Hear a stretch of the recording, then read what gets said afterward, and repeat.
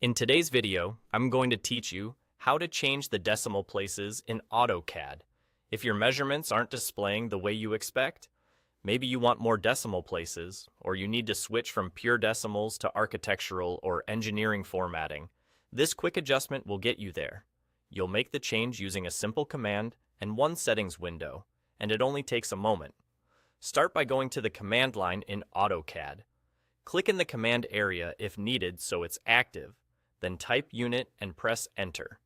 You can also type units if that's more familiar to you. Both take you to the same place. This opens the Drawing Units dialog, which controls how values are displayed throughout the drawing. Think of it as the presentation layer for your numbers.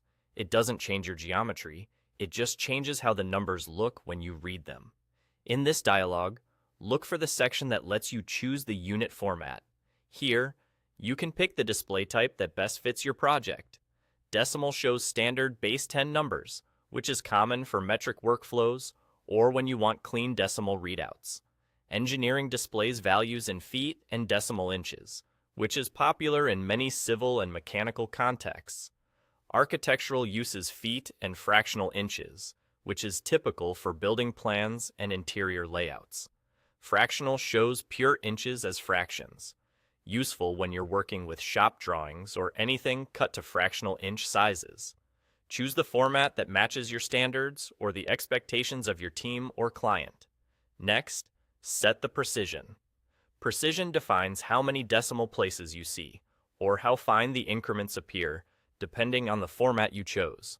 For example, in decimal, you might choose 2 decimals for 12.34, or go higher if you need more exact readouts. In architectural or fractional formats, precision controls how small the fractions go, like to the nearest half, quarter, eighth, or 16th.